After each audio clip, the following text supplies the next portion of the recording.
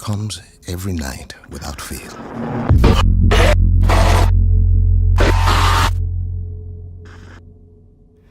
There are different people every time. Let's get this done quickly. Get whatever the warden want and get home. But I recognize them somehow. What the hell is this place? They're screaming at me. I don't hear them, but I know they're screaming. You got anything? Such hate and anger. I hope you bastards are looking up once in a while. Those fuckers might be anywhere. I don't know what I have done to them. This place is so damn dark. Sleepers. They want me to feel what they feel. This is good, man. This is good stuff. It'll trade. Everything trades. Oh, fuck. To be honest, any second, keep your eyes on that door. Ah, shit, there's fucking loads of them.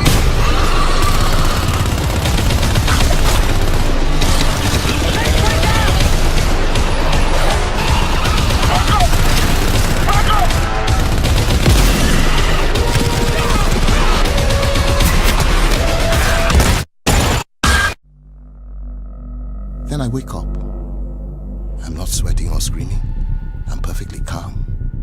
I just open my eyes and I'm awake. And it's not a nightmare. It's just part of me, who I am. I don't fight it. I just live around it. What the hell?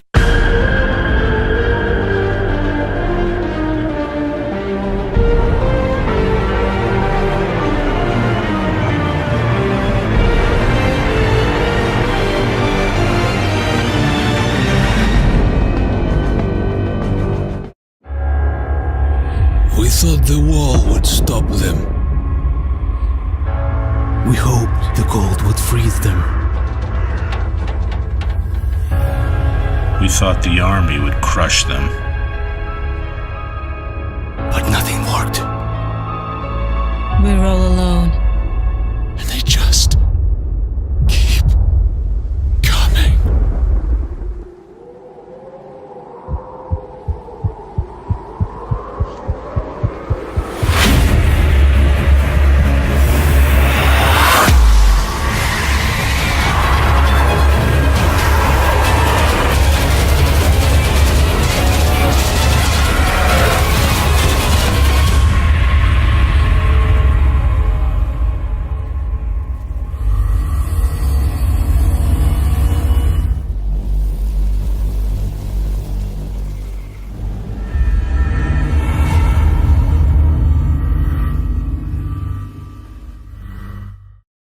How will you choose a place to call home?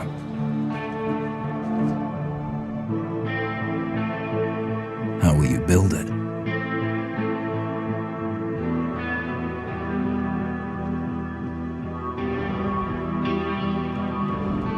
Work together to defend it from the terror just outside the walls.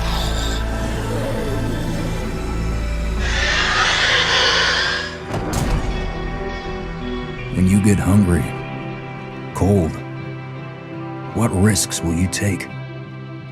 What mistakes will you make? When the only family you've got is about to tear itself apart, will you end a life? Wait, Or save it?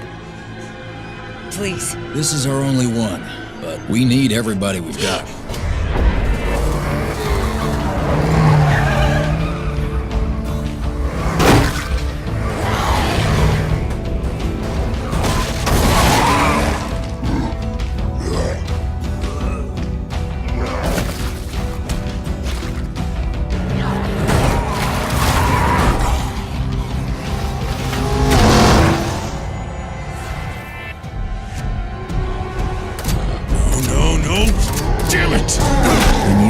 Too deep and realize no one gets a second chance.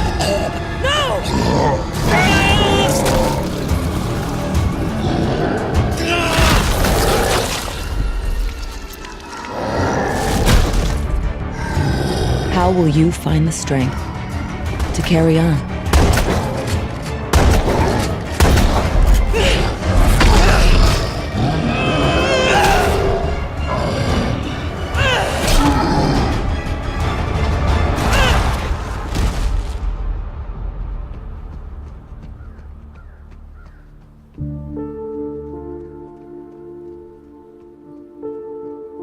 in this world of the living and the dead.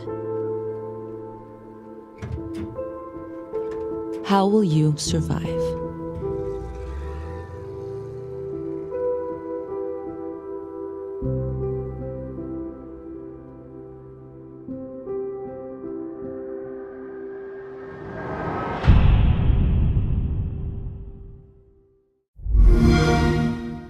Play it on Xbox One.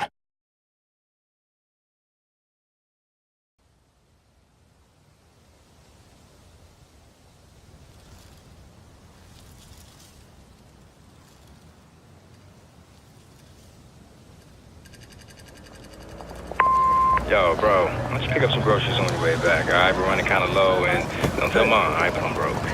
Son, while you're living in D.C., we have to set some ground rules when your brother comes to stay with you. I've been patient with you, Aiden. We need those schematics by 10 a.m. tomorrow, or else we need... Mark, is your responsibility. Come on, Aiden. Aiden, this is your mother. Pick up the phone.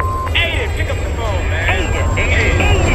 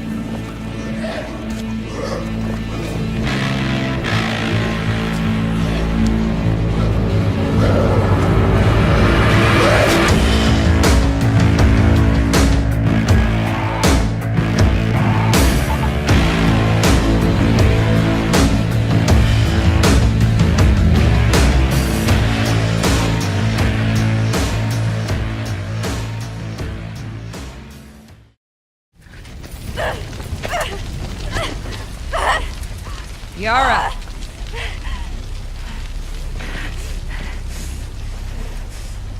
Where is the other apostate? Clip her wings.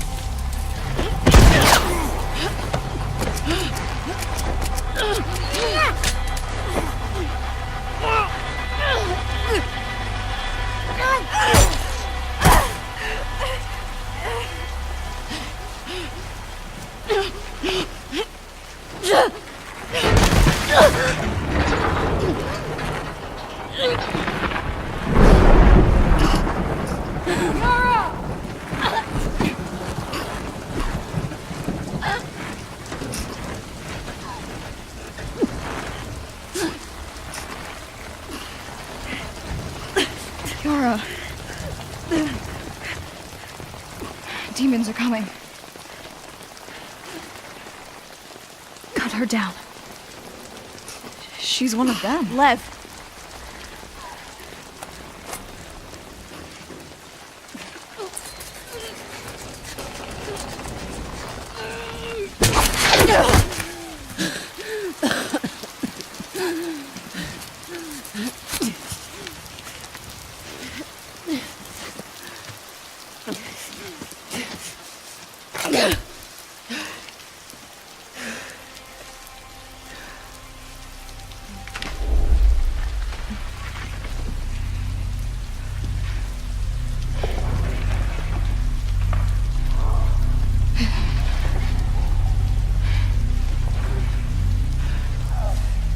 Watch your backs.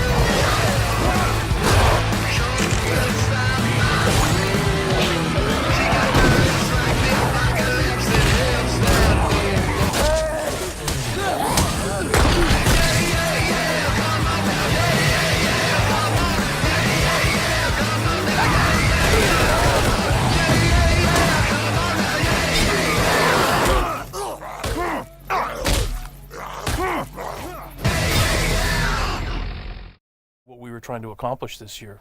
Yeah, I mean, the most obvious difference so far is the last one was nighttime during the rain, and this is daytime during the snow. Yeah, and that, and it's not just cosmetic, and I think that's one of the things we really wanted to emphasize, because this time we're showing sort of a day in the life of Deacon. You see he's on the drifter bike here. We wanted to show a little more of the bike riding and how the weather can kind of impact that. So we have this drifting mechanic, right? You see him kind of slipping and sliding around a little bit. Changes the handling of the bike. That's really interesting. Now, there were wolves there last time, John, and these wolves would pursue you down this road, and then Deacon had to turn his back, shoot a wolf, and he got clotheslined right up there, didn't he? Yeah, exactly. So this time you see that he wasn't being chased by the wolves. That's a dynamic event that can that can happen or not. It just depends on when you're playing the game. Interesting. And this time Deacon saw the ambush and he was able to avoid it. So he kind of comes up and around and behind them. So does weather impacts whether these creatures show up or not in daytime and nighttime, all that stuff? Yeah, absolutely. So especially the freakers, they come out, they're mostly nocturnal, but they will come out as the weather gets colder. They become stronger in the cold. Right. And so that will, again, kind of change up the way the game plays. That's very, very, I kind of love that you decided to do this as a demo to show two completely different iterations on the same exact mission in the game. Yes, exactly. So we wanted to have, the job is basically the same. Deacon hears that his buddy's in trouble, rides out to save his life. And, as you can see here, this is a completely different experience from what we showed in the first demo. In the first one, Deacon gets clotheslined, and it sounded very painful, by the way. Oh, speaking of painful, okay, so the combat in this game is fairly brutal. John, you want to talk about that a little bit? Well, we just wanted to make it as realistic as possible. So, yeah, we're not holding back on that at all. And Sam's done most of his own stunt work for this. And I can tell you that when we're on the performance stage and we're capturing that stuff, we just try to keep it real, right? Right.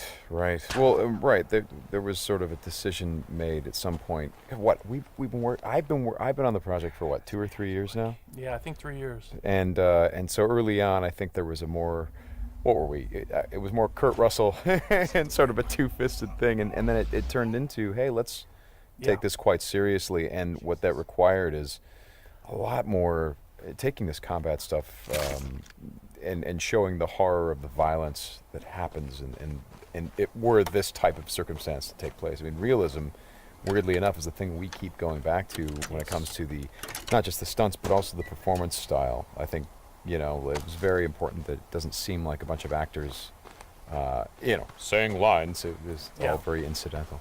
And we wanted the world to sort of reflect that as well. So you saw there that, Deacon broke into that emergency vehicle and found some supplies. So this is what we're calling our survival vision. So you saw that earlier when he was looking at Manny's bike on the ground. And it's just kind of a way of seeing tracks in the world and sort of imagining what might have happened. And here, I just wanted to point out that you're seeing in this part of the demo that there are freakers there. There weren't there before because it wasn't snowing. It was, and it was getting lighter out. It wasn't getting darker like it is. And so, it changes up the way you can play through the level. And what is this? We call this the meat wall. The meat wall. Yeah, and it's not just there, to make the guys who put them up to seem evil. They're there for a purpose because, again, freakers are living creatures. They eat. That's their primary thing. They want to eat. And so you hang these dead freakers up, and anybody.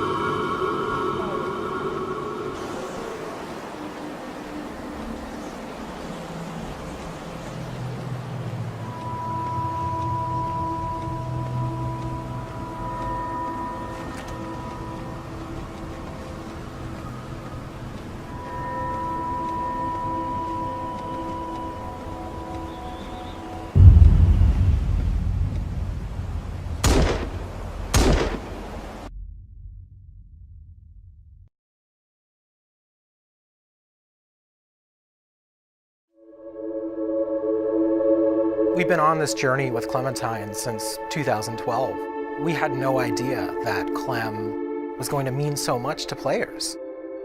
When we first started working on Walking Dead, we knew it was a redemption story about the man named Lee. And Clementine was the lens that we see all of our actions. For this to really work, I think we needed a Clementine who was smart. We needed a character who was self-reliant.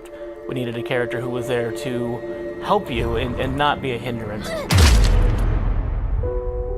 was kind of a risk putting a kid as a main character in a game. The fact that she was such a likable character, her heartbreaking relationship with Lee was amazing. She started out as a symbol of something to worry about, but she became a symbol of hope. She became something that represented what we all live for. I always look at Clementine Season 2 as being defined by survivor's guilt. Stuff has happened, time has gone by, and she's not as trusting immediately of people she meets, and they're not trusting of her. Thank you all so much from the bottom of my heart. It's been a lot of blood, sweat, and tears, and so much love has been behind this whole experience. Good luck. I'll be right there with you.